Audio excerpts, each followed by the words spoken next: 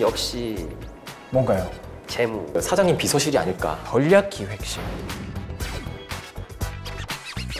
개갑이요, 개갑. 악명 높기로도 과거에 되게 유명했었고요. 단가 후려치기라는 말이 있잖아요. 아, 연간 거래하는 금액 자체가 어마어마하거든. 정보사령부나 기무사령부 출신의 그래요? 예, 내 친구가 3스타야 뭐 이러시는 분들 있잖아요.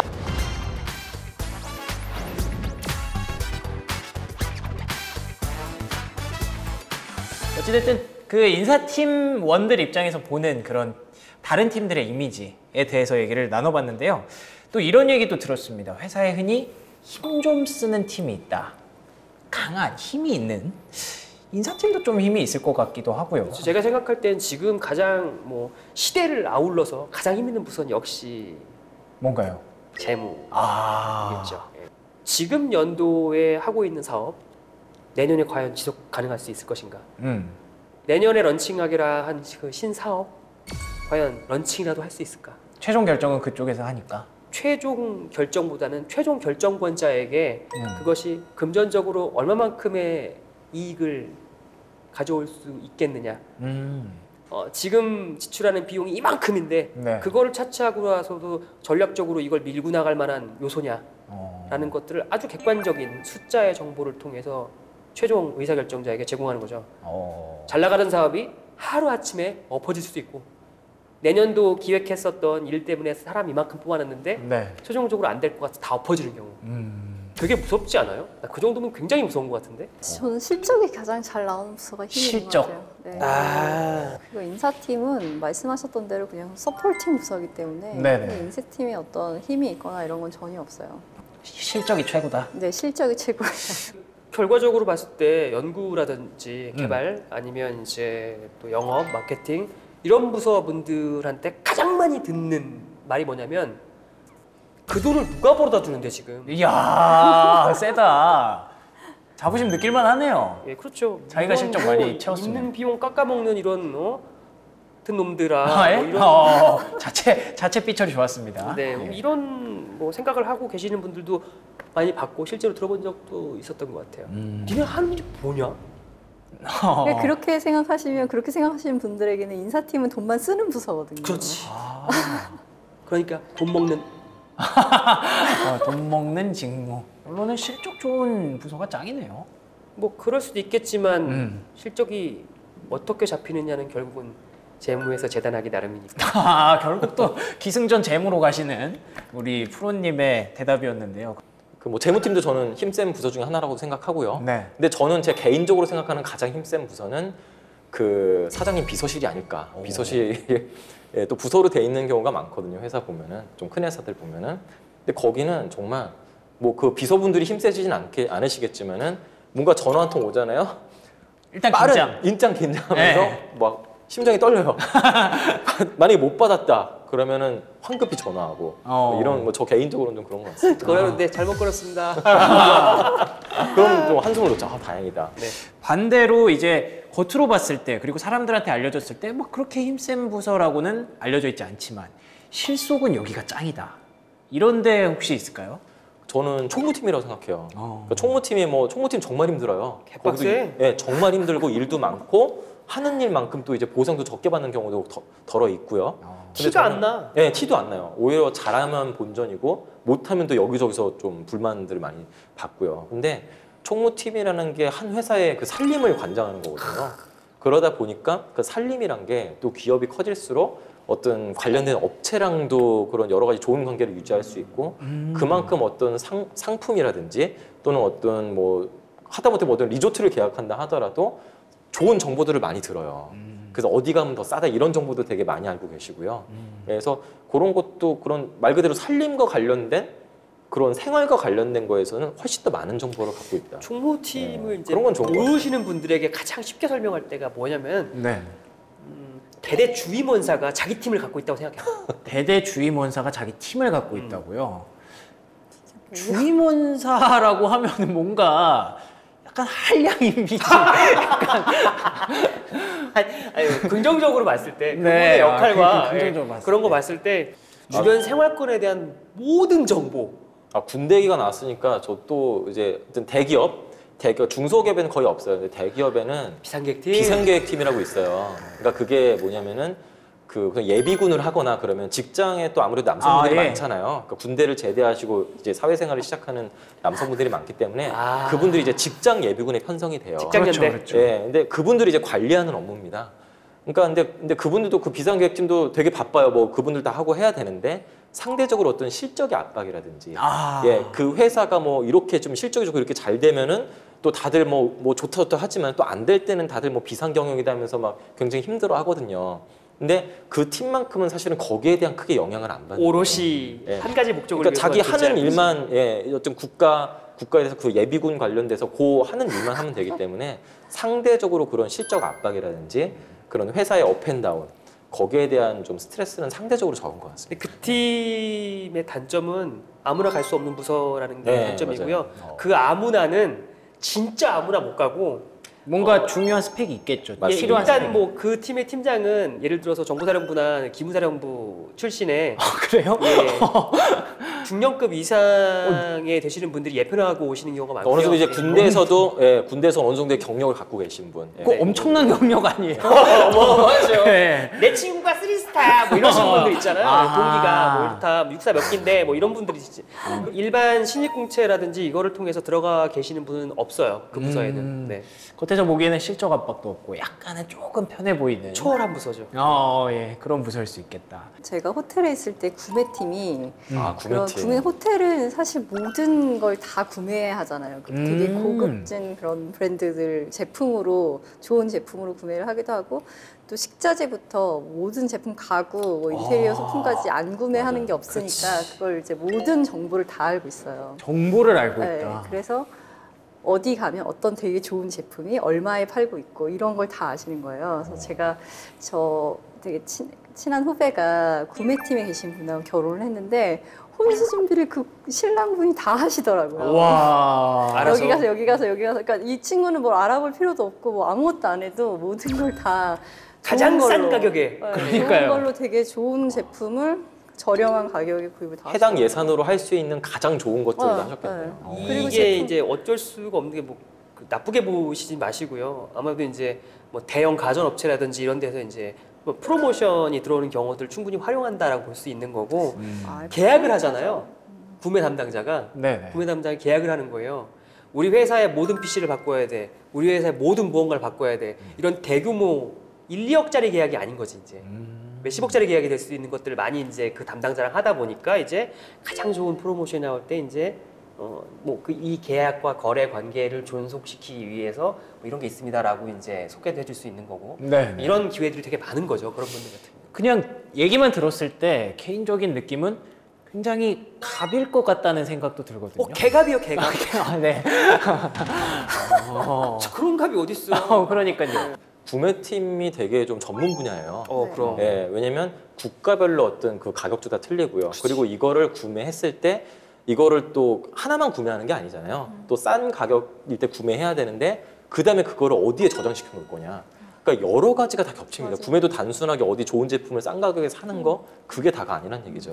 그럼요. 그러다 보니까 우리나라에도 그런 구매 전문가가 사실은 아직까지는 그렇게 많지가 않아요. 근데 내가 깜빡했던 것 같아요. 너무 이제 우리랑 근처에 있는 부서들만 생각하면 깜빡했는데 가장 파워 있는 것 중에 하나의 구매팀을 빼놨네 내가. 구매팀이 그만큼 세다고. 연간 거래하는 금액 자체가 어마어마하거든. 결국 또 돈인가요? 이 친구들 같은 경우는 돈을 쓰는 거예요. 악명 높기로도 과거에 되게 유명했었고요. 우리가 흔히 이제 많이 인용하는 단가 후려치기라는 말이 있잖아요. 저렴하게 구매하기. 예, 그런 말들이 이제 뭐 전통적인 제조사의 구매팀에서 많이 나오던 말들이었어요. 단가 후려치기의 어원이고요. 과거에 그랬다. 지금은 못 그러죠. 예. 알겠습니다. 구매팀까지 실속 있는 팀들에 대해서 얘기를 나눠봤는데요. 취준생들이 보통 뭐 어떤 팀 이렇게 얘기를 하면 이해는 그냥 직관적으로는 이해할 수 있는데 가장 좀 무슨 말인지 모르겠다라는 부서로 이 팀을 뽑았다고 합니다. 뭐지? 전략기획실, 미래전략실 뭐 이런 것들이 있잖아요. 뭐 전략을 기획하는 곳인가요? 뭐 전략팀이라고도 하고 뭐 기획 뭐 실이라고도 하고 뭐 기획 전략실, 전략 기획실 뭐 여러 가지 말들이 많습니다. 근데 뭐 그 기획자가 붙으면요, 일단은 기획자가 붙으면은 피곤해. 업무에 실체가 없어요. 실체가 없다고요? 실체가 지금은 이미 그 업무가 다 명확하게 정의되고 지금 다 제대로 돌아가고는 있지만 과거에는 그렇게 정의되어 있지 않는 다른 모든 업무를 다 하는 팀이 기획팀이었어요. 전략팀이었고요. 예. 뭐 인사팀에서 안 하고 마케팅팀에서 안 하고 아무 팀에서 안 하는 업무들을 다 하는 곳이, 그러니까 그 업무를 이 부서 주기도 그렇고 저 부서 주기도 그렇고 하는 업무들을 다 하는 부서였고요. 근데 이제 다시 새롭게 정의돼서 지금 실질적으로 정말 이제 전략기획실에서 하는 그 업무는 말 그대로 그 회사의 전략적인 방향을 이제 기획하는 겁니다. 그게 뭐 재무 기획이 될 수도 있고요. 재무적인 방향을 기획할 수도 있는 거고, 정말 어떤 마케팅적인 것을 기획할 수도 있는 거고요. 그러다 보니까 근데 그 기획은 그 뭐 맨땅에 헤딩하기 하면서 갑자기 무에서 유를 창조하는 게 아니에요. 어떤 그 실적이라든지 각 부서의 어떤 현황 그런 자료들을 다 취합을 합니다. 그 자료들을 모아가지고 거기서 어떤 그 의미를 찾아내는 거죠. 그거를 분석해가지고 지금 우리 실적이 이러니까 앞으로는 이런 방향으로 갔으면 좋겠습니다. 이제 이런 것들을 찾아내는 부서가 이제 뭐 전략기획실, 뭐 약간씩 이름 틀리겠지만 그 부서의 그 핵심되는 기능 자체는 뭐 경영계획, 내년도 경영계획, 중장기 계획, 뭐 경영계획이라고 할 수도 있고 사업계획이라고 할 수 있겠지만 내년의 계획뿐만 아니라 우리 회사가 중장기적으로 나가야 될 방향성을 분석하는 부서라고 보면 될 것 같고요. 그렇게 하기 위해선 당연하게 모든 사업 부문에 걸쳐서 해당되는 계획들을 취합하고 이 계획이 실현 가능한가를 해당되는 계획서를 바탕으로 해서 분석해내는 팀이라고 보면 되고요. 그런 분석에 필요한 거는 해당 사업에 대한 전문적인 지식뿐만 아니라 재무적 관점에서 이게 비용 손익이 어떻게 되는 것까지 분석해서 최종적으로 CEO에게 이것이 실현 가능하다, 그렇지 않다라는 것까지 도출할 수 있어야 하는 팀이라고 생각하시면 될 것 같아요. 굉장히 핵심적인 부서라고 봐도 되는 건가요? 최코어지. 최코어. 그러니까 밑그림을 그리기 때문에 그러다 보니까 일반적으로 이제 뭐 취업 준비하시는 분들이나 신입 사원분들한테 좀 얘기를 들어보면은 그런 분들은 인문계 분들 특히 뭐 어디 가고 싶으세요? 그러면은 부서를 택하라고 하면은 뭐 전략기획팀이요, 뭐 전략기획실이요, 기획팀이요, 이런 말씀들을 하세요. 근데 일반적으로 회사들을 면밀히 살펴보면요, 전략기획실에서 있는 분들 중에 신입사원분들은 거의 없고요. 그러니까 만약에 신입사원분들이 있다면 그분들이 하는 역할은 그 이제 취합하는 거, 뭐 그러니까 일정 체크하고 어디 이거 좀 빨리 자료 좀 보내주세요, 요 정도 취합하는 업무가 대부분이고요. 제 친구가 그거 하거든요. 그 팀에서. 근데 겉으로는 이제 명함에 뭐 기획실, 전략기획실 누구 하면 되게 맞습니다. 뭔가 좀 있어 보이잖아요. 무슨 영 브레인인 줄 알아. 근데 사실은 그런 거고, 실제 거기 그 일하시는 구성원분들의 면면을 살펴보면은 다 해당 분야에서 어느 정도 경험이 있는, 해당 분야에 어느 정도 전문가분들이 다 모여 계십니다. 물론 인사팀에서 갔을 수도 있고, 뭐 마케팅팀에서 오실 수도 있고, 무슨 뭐 개발팀에서 왔을 수도 있고요. 그래서 그분들이 하나하나 모여가지고 이제 진짜 전략적인 거를 이제 같이 하는 그런 부서라고 보시면 되겠습니다. 알겠습니다. 그리고 또 두 번째로 신사업본부도 굉장히 헷갈릴 수 있을 것 같아요. 신사업. 뭐 신성장 사업팀이니 예. 스타트업 비즈 개발팀이니 뭐 이런 부서들 말씀이죠. 네, 그렇죠. 굉장히 뭔가 창의성을 요구할 것 같고 새로운 일을 해서 재밌을 것 같기도 한데, 근데 그걸 또 구현해내고 고안해내려면은 굉장한 또 스트레스를 받을 수도 있을 것 같고. 근데 진짜 없는 거에서 뭔가를 만들어내는. 무에서 유를 창조하는. 네. 저희 회사는 진짜 그렇거든요. 아무것도 없는데 그냥 무언가를 해요. 진짜요? 결과를 내야 돼요. 맨 땅에 네, 헤딩한다고 정말 봐도 될까요? 결과를 내야 돼요. 회사 자체가 그냥 신사업. 네, 팀이네요. 근데 거기에 신사업이 따로 분야가 있는데 거기 계신 분은 정말 회사에서 그동안 이제 얼마 안 되지만 축적된 데이터를 가지고 어떤 다른 걸 시작할 수 있는 게 있을까, 신사업을 할 수 있는 게 있을까를 계속 연구하시고, 와. 그리고 진짜 몇 땅에 계속 헤딩을 하시더라고요. 계속 이렇게. 뭘 하기로 했다가 관련 기재 확인하고 좌절하고 뭐 이런 경우 되게 많이 봤어요. 뭔가 마음이 아프면서도 짠하면서도 약간 귀여우신 것 같기도 하고요. 근데 굉장히 진짜 진짜 열정이 넘치죠. 이제 열정이 필요할 수밖에 없는 그런 네. 팀일 것 같아요. 두 가지로 나눠볼 수 있을 것 같아요. 신사업팀은 지금 방금 말씀하신 네네. 정말 새로운 사업, 어떤 새로운 먹거리, 이걸 이제 찾는 회사, 그러니까 찾는 업무가 하나고요. 또 다른 쪽은 이건 좀 상황이 틀려요. 그 BD라고도 표현하는데 그 비즈니스 디벨롭먼트라고 하거든요. 사업 개발. 그래서 해당 어떤 이미 이 회사의 그 제품이나 그런 서비스가 이미 있어요. 네. 그거를 어느 뭐 어떤 해당 나라가 될 수도 있는 거고 또는 어떤 해당 다른 어떤 그 완전히 다른 시장이 될 수도 있는 거고요. 다른 연령층이 될 수도 있는 거고 그쪽에 그 사업을 새로 하기 위해서 그거를 연구하는 곳이 이제 사업 개발이라고 합니다. 그렇다면 그 사업 개발은 보통 우리가 생각하면 정말 창의적이고 네. 뭔가 그게 있어야 되지 않을까라고 생각하는데 그것보다는 그 재무적인 걸 굉장히 중요시합니다. 아. 그래서 그 재무 모델을 만들어 가지고 이렇게 했을 경우 얼만큼 수익이 창출될 수 있겠느냐. 또 그런 이제 전문적인 툴도 있습니다. 그런 걸 또 다룰 줄 알아야 되고요. 그러네요. 그러다 보니까 그런 또 사업 개발적인 측면도 있기 때문에 이런 게 정말 이제 MDH라고 하죠. 맨 땅에 헤딩하기. 정말 그런 신사업 그 팀도 있고요. 또는 약간 이것보다는 좀 다르게 사업 개발을 하는 쪽. 체계적인. 네, 체계적으로 하는 쪽도 있고. 그러니까 어렵죠. 분석을 굉장히 잘 해야 돼요. 데이터를 가지고 진짜 분석하는 분들이 되게 뛰어나신 분들이 그걸 하고 그리고 데이터를 정말 되게 잘 뽑고 잘 활용을 하시더라고요.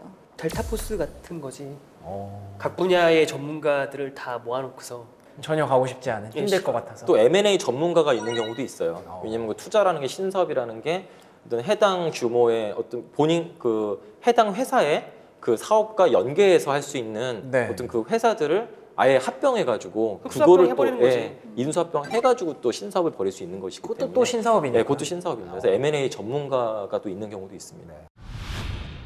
또 고민 해결 아하, 준비를 오늘 했습니다. 또 세상에 이런 일이 네, 얼마나 또 놀라운 고민들이 우리를 기다리고 있을지 기대가 기대가 되네요. 되는데요. 네. 자, 첫 번째 고민은 우리 김성우 부장님께 부탁드리겠습니다. 네. 6년차 여자 직장인입니다. 저는 한 달 전 재무팀에서 인사팀으로 부서 이동을 했습니다. 재무팀에 있을 때 팀장님과 성향이 너무나 달라서 늘 트러블이 있었거든요. 어떤 부서든 팀장님과 헤어질 수만 있다면 떠나겠다는 마음으로 연애하냐? 기회를 호시탐탐 노리고 있었는데 인사팀에 자리가 생겼더라고요. 각고의 노력 끝에 인사팀으로 들어왔는데요. 하지만 너무도 힘든 나날을 보내고 있습니다. 팀원들의 텃세 때문입니다. 인사팀으로 이동한 첫날 인사를 했음에도 다들 시큰둥하더라고요. 그게 시작이었습니다. 재무팀에서 5년 넘게 일했으니 재무팀 방식이 익숙해져 있겠죠. 제가 다른 방식으로 일을 하면 이렇게 하라고 말해주면 되는 거 아닌가요? 방식이 다르다며 무시만 하고 가르쳐주지 않습니다. 자료를 요청해도 절대 공유하려고 하지 않고요. 제가 출근하면 3, 4, 5 이야기하던 사람들도 각자 자리로 흩어지고 점심시간엔 저만 놔두고 각자 떠납니다. 그리고 며칠 전 기막힌 이야기를 들었습니다. 마케팅팀에서 일하고 있는 제 동기가 말해줬는데요. 야, 너 인사팀 들어가서 팀원들이랑 밥도 안 먹는다며? 아니, 네가 팀원들이랑 안 친해지려고 한다던데? 밥 다른 사람들과 먹었죠. 저만 두고 다들 사라지니까 다른 사람이랑 먹어야지. 뭐 어쩔 수 있나요? 제가 낯을 가렸다니 다들 저를 적대시하는데 저보고 어떡하라는 건지 이런 뒷담화까지 돌고 있을지 상상도 못했는데 요즘은 재무팀에 들어가서 최악의 팀장님과 다시 일하고 싶습니다. 이 사람들의 텃세 어떻게 극복해야 할까요? 부서 이동을 하시고 지금 텃세를 경험하고 있다고 주장하시는 분입니다. 인사팀 직원들이 실제 그런 거면 진짜 못됐네요. 인사팀 직원들 다 그렇지는 않죠? 이거는 네. 텃세라고 포장하는 게 너무 아깝고요. 이건 직장 내 왕따의 현장입니다. 진짜요? 네. 근데 본인만 그렇게 느끼고 있을 수도 있는 거 아닌가요? 그럴 수 있죠. 예. 근데 저는 다르게 생각하면요. 그냥 저는 이제 일부러 다른 관점에서 6년 차예요. 6년 차고 재무팀에 있었어요. 네. 6년 차면은 이미 재무팀에서 5년 넘게 일하셨잖아요. 그럼 재무팀에서도 이미 베테랑이거든요. 베테랑까지는 아니더라도 어느 정도 실무적인 거는 굉장히 마스터급의 숙련자지. 네, 숙련자죠. 하지만 반대로 생각하면은 인사팀에서는 완전히 그 신입입니다. 신입이지. 신입. 어. 인사에 대해서는 아무것도 모릅니다. 어. 그런데 이분은 그 의도가 재무팀에서 인사팀으로 옮긴 이유가 뭐냐면은 내가 어떤 인사 직무를 하고 싶어서 옮긴 게 아니에요. 맞아요. 사람이 맞아요. 싫어서 온 이 거지. 재무팀을 떠나고 싶어서 근데 그 과정까지는 여기 안 적혀 있어서 모르겠지만 사연에 어쨌든 인사팀 뭐 팀장님과 친해졌건 어떤 계기가 돼서 인사팀에 자리가 났는데 그 자리에 인사팀의 경험이 한 번도 없는 생짜 재무팀 분이 이제 엉뚱한 다른 부서 사람이 온 거예요. 게다가 6년 차예요. 6년 차면은 한 대리 중간 정도 직급이 되실 텐데 이제 뭐 직급마다 틀리겠지만요. 그런데 이제 본인은 결론적으로는 인사에 대한 아무런 직무에 대한 흥미도 없었고 단순하게 그 재무팀을 그 팀을 떠나고 싶어 하는 마음뿐이었다는 거죠. 팀장님이 싫었어요. 그렇죠. 팀장님이 싫어서. 이분도 뭔가 문제가 있는 게 아닐까라는 생각이 들어요. 이분 입장에서 적응해서 본인 스스로는 노력했지만은 그 인사팀 분들이 생각하기에는 뭔가 저 사람은 이제 6년 차고 이제 우리 인사팀이 좋아서 온 것 같지도 않은데 뭔가 보니까 좀 우리한테 마음 문을 안 여는 것 같아. 뭔가 그런 생각을 가지고 있었던 게 아닐까. 6년 차라면은 아마 본인의 일하는 습관이라든가 사람을 대하는 태도라든가 이미 배어 직장 있어요. 안에서. 본인만의 뭔가 그게. 있을 것 같아요. 네. 예. 그게 지금의 인사팀 안에서는 맞지 않을 수도 있고. 그런 가능성이 전 높아 보입니다. 이분 입장이 아니라 다른 분들의 네, 다른 분들의 생각했을 입장에서 생각하면요. 아니면 상원 프로님이 아까 계속 말씀하셨던 대로 재무가 네. 킹 오브 킹이라면 아, 예. 재무 부서에 있을 때 어떤 행동들이 인사팀에서는 굉장히 불편했을 수도 있었을 것 같아요. 걔가 원흉이었어? 아. 너 이제 왔으니까 한번 봐라. 뭐 이럴 수도 있겠네요. 거기서 그럴 수도. 그렇게 하더니 지금 갑질하다가 여기 온 거야? 와가지고. 인건비 내놓으라고. 뭐냐고 이게. 원래 재무랑 인사는 또 굉장히 밀착해서 일할 수밖에 없거든요. 네, 맞아요. 야 지금 이 상황에 이 사람이 이렇게 뽑는 게 맞아?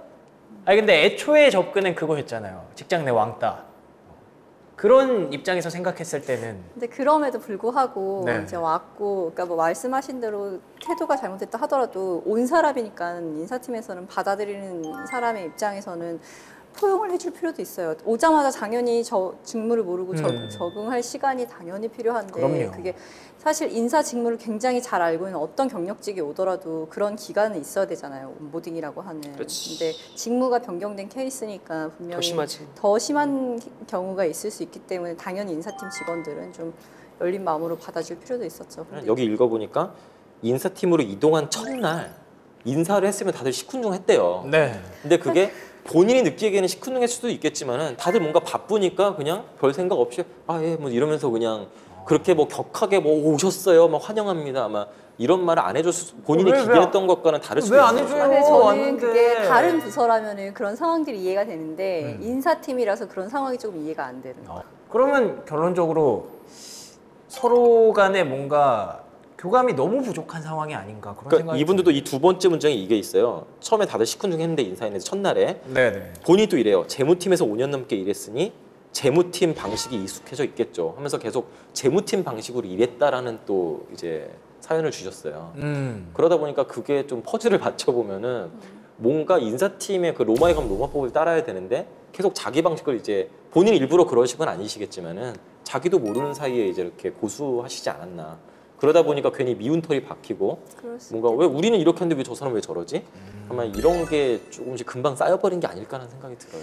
아마 그 방식을 너무 고수했을 것이다. 자 솔루션 들어갑니다. 예. 네. 저 일단 뭐 전제부터 하나 깔고 시작할게요. 네. 예. 직무, 부서 함부로 옮기는 거 아니다. 그러니까 먼저 들어가야 됐고요. 해야 되는 일들에 대해서 명쾌하게 말씀을 드리겠습니다. 네네네.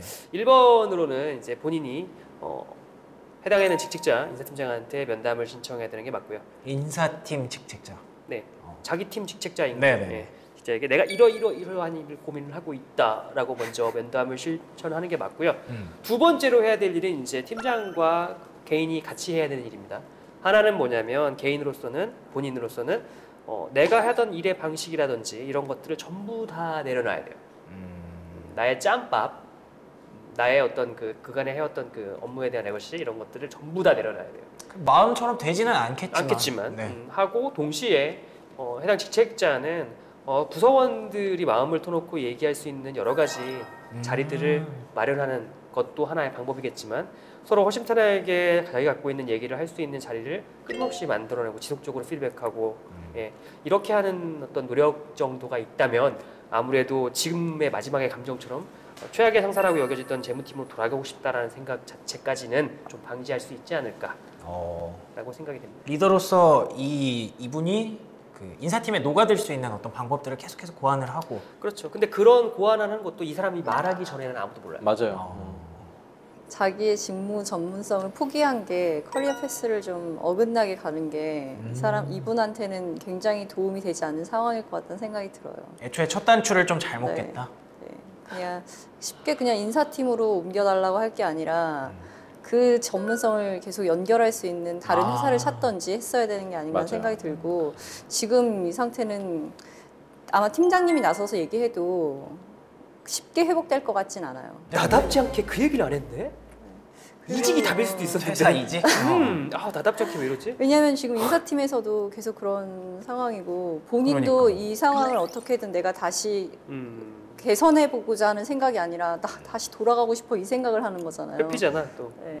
하지만- 6년 일했으면 거기 전문성을 포기하지 않았으면 좋겠어요. 이 사연대로라면 정말 자기의 향후 커리어에 대한 고민은 아무것도 없어요. 없어. 그냥 상상은 싫어도 도망간 거야. 싫으니까 만약에 인사팀이 아니라 뭐 다른 팀에 뭔가 자리, 법무팀의 자리가 났다면 법무팀으로 갔을걸?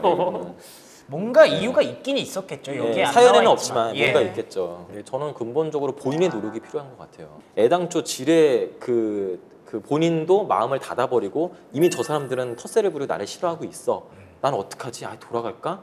이런 생각만 갖고 계시지 먼저 뭐 밥 먹자고 말하시지도 않은 것 같고요. 보니까. 쫓아갔어야죠. 또는 뭐 인사팀 방식대로 왜 나한테 인사팀 방식이 이렇다는 거 왜 안 가르쳐 주지?